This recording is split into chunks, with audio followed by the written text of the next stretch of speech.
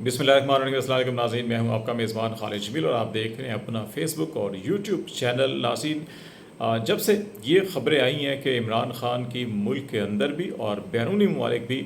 तमाम जो बड़ी ताकतें हैं उनमें ना सिर्फ मकबूलियत के पेश नज़र उनकी कबूलियत जो है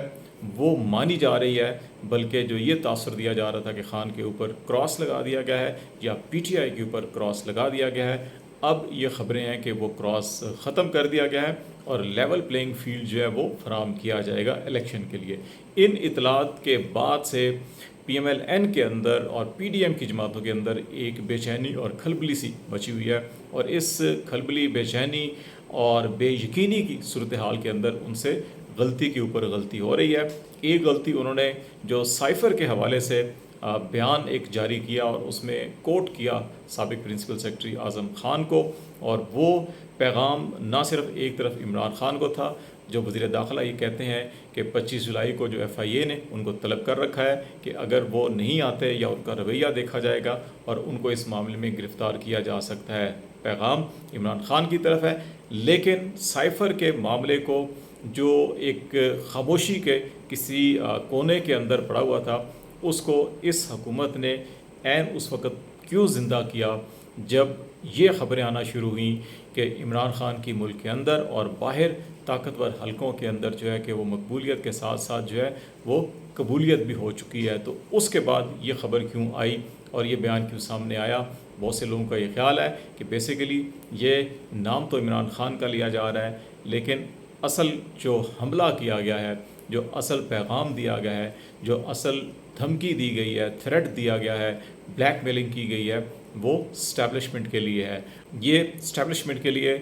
धमकी या पैगाम क्यों है, इसकी भी हम आपसे तफसीलात शेयर करेंगे। लेकिन जो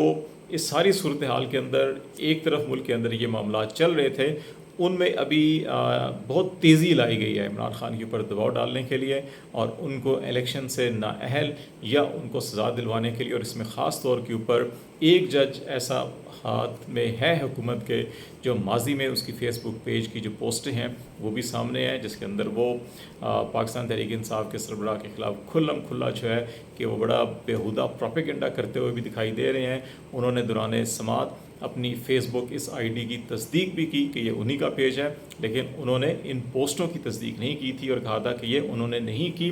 लेकिन इसके बावजूद जिस तेज़ी के साथ वो इस मुकदमे की समात कर रहे हैं और जिस तेज़ी के साथ मामलात को आगे बढ़ा रहे हैं, उसका अंदाज़ा इस चीज़ से लगाया जा सकता है कि जितने वो फ़ेसबुक के ऊपर सरगर्म और तेज़ दिखाई दिए गए, उतने ही वो अदालत के अंदर इस समात में बहुत तेज़ी दिखा रहे हैं और इस तेज़ी के अंदर जो वो कानून के बुनियादी तकाज़े हैं उनको भी मलूज़ ख़ातिर नहीं रख रहे। और इसकी सबसे बड़ी एक मिसाल आज की समात थी। आज की समात में इमरान ख़ान लाहौर हाई कोर्ट के अंदर पेश हो रहे थे, इसलिए वो ज़ाती हैसियत में पेश नहीं हुए। जो पाकिस्तान का कानून शहादत है, उसमें जब भी किसी गवाह को पेश किया जाता है गवाही के लिए, तो जो दूसरा फ़रीक होता है, जो मुल्ज़िम होता है, उसकी हाज़िरी ज़रूरी होती है। तो इसलिए आज इमरान ख़ान की हाज़िरी ज़रूरी थी। वो लाहौर हाई कोर्ट में मसरूफ़ थे, उनकी वहाँ पे हेयरिंग थी। इसलिए हमेशा जो कानून और आइन के तकाज़े होते हैं उसमें हायर कोर्ट्स फर्स्ट प्रायोरिटी होती है और फिर लोअर कोर्ट्स दूसरी प्रायोरिटी होती है। जहाँ पे बैक वक्त दो केसेस आ जाएं तो हायर कोर्ट को तस्लीम किया जाता है कि पहले वहाँ पे हेयरिंग होगी और फिर लोअर कोर्ट्स करती हैं। लेकिन आज इस लोअर कोर्ट ने इस असूल को खातिर में नहीं लाए और ये कहा कि इमरान ख़ान को ज़रूर हाज़िर होना चाहिए था। अगर वो नहीं है तो फिर उनका कोई नुमाइंदा होना चाहिए। इलेक्शन कमीशन के वकील ने कहा कि अगर मुल्ज़िम ना हो शहादत पेश करते वक्त तो मुल्ज़िम का नुमाइंदा होना चाहिए। तो इस पे जो मतहत अदालत थी, जो एडिशनल सेशन जज थे हमायूं दिलावर, उन्होंने फिर PTI के वकला खाजी के उनका नुमाइंदा होना चाहिए, ये असूल है। जिसमें ख्वाजा हारिस ने कहा कि वो PTI के चेयरमैन से रहनुमाई लेकर इसमें नुमाइंदा मुकर्रर कर दिया जाएगा। तो इसलिए इस समात को कल तक या पीर तक मुलतवी कर दिया जाए। लेकिन जज साहब को बहुत जल्दी थी। उन्होंने इस जल्दी में जो नुमाइंदा इमरान ख़ान ने मुकर्रर करना था, उन्होंने कहा कि इमरान ख़ान की जगह यानी मुल्ज़िम की जगह अदालत ख़ुद जो है मुल्ज़िम का नुमाइंदा मुकर्रर कर देती है और कहती है कि ख्वाजा हारिस जो हैं वो अदालत की तरफ से मुल्ज़िम के नुमाइंदे हैं और फिर गवाहान की जो है कि वो गवाही लेना शुरू कर दी जाती है। और ना सिर्फ यहीं पर बात ख़त्म होती है, बल्कि गवाह फैक्चुअली हक़ाइक़ के बरअक्स जब बात करता है تو الیکشن کمیشن کا وکیل پھر لکمے دیتا ہے، گواہ کو روکتا ہے اور کہتا ہے نہیں یہ بات درست نہیں، اصل بات یہ ہے، یہ بات دہرائی جائے، یہ بات بولی جائے، جس پہ بار بار اعتراض کیا جاتا ہے خواجہ حارث کی طرف سے. لیکن دلاور جو ہمایوں جج ہیں وہ کہتے ہیں کہ نہیں ایسا نہیں، آپ بیان جاری رکھیں. اور پھر نہ صرف ایک بلکہ دوسرے گواہ کا بھی بیان ہوتا ہے، اور پھر شام کے 4 بج جاتے ہیں، عدالتی ٹائم 3 ساڑھے 3 بجے تک ہوتا ہے. اور پھر جو جج ہمایوں دلاور ہیں وہ خواجہ حارث سے یہ کہتے ہیں کہ ابھی آپ جو ہے کہ وہ اجرا شروع کر دیں. لیکن وہ کہتے ہیں کہ ابھی ٹائم بھی عدالت کا ختم ہو چکا ہے، انہیں تازہ دم ہو کے ریسٹ ہو کے اس بیان کے تناظر کے اندر، کیونکہ ان کو یہ کاپیاں فراہم نہیں کی گئی تھیں، وہ تیاری کر کے آئیں گے تو دلائل دیں گے. اور پھر فوری طور کے اوپر سماعت اگلے روز صبح 9 بجے تک جو ہے وہ ملتوی کر دی جاتی ہے. اور خواجہ حارث کو، ملزم کے وکیل کو، جو کاپیاں فراہم کی گئیں اس کی تیاری کے لیے محض ایک شام یا ایک رات کا وقت دیا جاتا ہے. تو یہ جلد بازی ہے، یہ اس چیز کی عکاسی کر رہی ہے کہ حکومت اس بے چینی کے اندر کچھ نہ کچھ، کوئی نہ کوئی ایسا ایک آدھ فیصلہ ضرور کروانا چاہتی ہے کہ تاکہ یہ کہا جا سکے کہ عمران خان سزا یافتہ ہے، اس کو جیل کے پیچھے، سلاخوں کے پیچھے لے کے جایا جائے. لیکن یہ فیصلہ کتنا پائیدار ہوگا جب جو ہے کہ وہ ایک فریق کو سنا ہی نہیں گیا، ایک فریق کو سنے بغیر درخواست کو قابل سماعت قرار دیا گیا، ایک فریق کا حق سماعت ختم کیا گیا اسی کیس کے اندر، اور پھر آج اسی فریق کو یہ حق بھی نہیں دیا گیا کہ وہ اپنا نمائندہ خود مقرر کریں، بلکہ عدالت نے اپنا نمائندہ خود مقرر کر دیا. یہ وہ سارے اعتراضات ہیں جن کی سماعت آئندہ ہفتے جو ہے اسلام آباد ہائی کورٹ کے اندر ان درخواستوں پر ہونی ہے، جو پچھلے ایک ہفتے سے پینڈنگ پڑی ہوئی ہے. اب یہ توقع کی جا رہی ہے کہ اگلے ہفتے اس کی سماعت شروع ہوگی، تو اس لیے یہ جج توشہ خانہ کیس کو فوری طور کے اوپر اس ہفتے سے پہلے نپٹانا چاہتے ہیں اور عمران خان کو سزا دینا چاہتے ہیں. یہ معاملہ یہ ہے. لیکن دوسری طرف یہ ہے کہ نواز شریف صاحب جو جدہ اور سعودی عرب کے دورے پر تھے، اس سے پہلے دبئی میں انہوں نے قیام کیا، وہاں پہ سیاسی ملاقاتیں کی، جو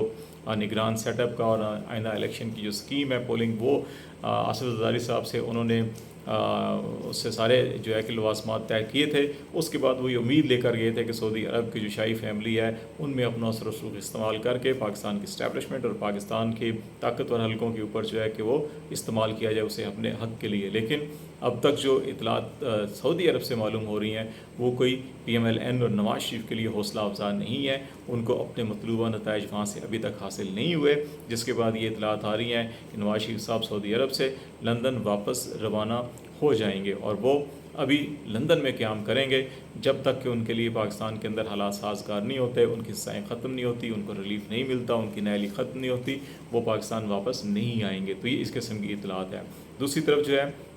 عمران خان کی مقبولیت کا گراف خیبر پختونخوا، پنجاب اور ایون سندھ کے اندر بھی جو ہے وہ تیزی سے بڑھ رہا ہے. اور یہی وجہ ہے کہ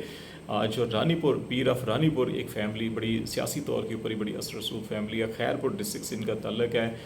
قائم علی شاہ پاکستان پیپلز پارٹی، ان کے مقابلے میں یہ فیملی آخری بار جو سیاسی جو ضلعی الیکشنز ہوئے تھے بلدیاتی، ان کے اندر انہوں نے وہاں پہ نفیسہ شاہ کو شکست بھی دی اس فیملی نے، تو وہ پاکستان تحریک انصاف میں شامل ہوئی ہے. اسی طرح سے لغاری فیملی کے پی کے اندر، جو مردان کے اندر فیملی ہے، وہ پی ٹی آئی کے اندر شامل ہو رہی ہے. تو یہ خان کی مقبولیت کو دیکھتے اور پھر قبولیت کو دیکھتے ہوئے اب پی ٹی آئی کے اندر لوگوں نے شامل ہونا شروع کر دیا ہے. اس سے پہلے پی ٹی آئی سے لوگوں کو نکالا جا رہا تھا. یہی وجہ ہے کہ ان حالات کے اندر ابھی جو سائفر کی ہم نے بات کی کہ وہ ایکچولی پیغام جو ہے کہ وہ اسٹیبلشمنٹ کو کس کو تھا. سائفر کے معاملے کے اندر ہمیشہ سے ایک چیز یہ واضح رہے کہ پاکستان کے اندر، پاکستان کے باہر اور امریکہ کے اندر بھی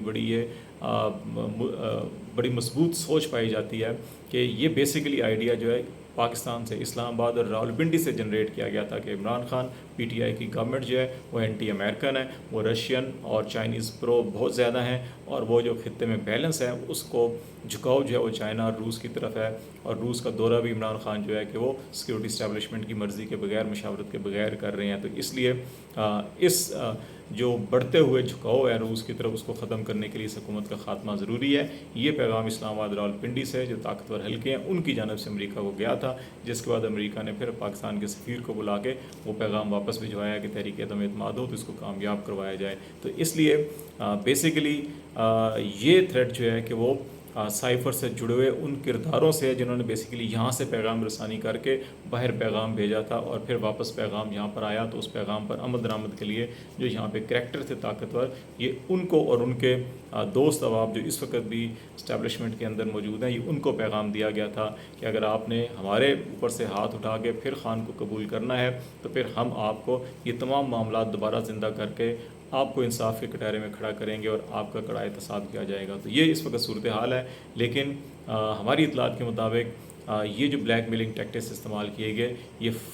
बैक फायर हुए हैं और इस वक्त जो है कि रावलपिंडी इस्लामाबाद के उन हलकों के अंदर भी कोई ज़्यादा हौसला अफजा राय नहीं पाई जाती जिन्होंने ये सारा प्रोपेगेंडा किया और चीज़ें उछाली हैं। तो लेट्स सी, देखते हैं आने वाले दिनों के अंदर मामला किस तरफ चलते हैं, आपको आगाह करते रहेंगे। फिर खालिद जमील को इजाज़त दीजिए। अल्लाह हाफिज़।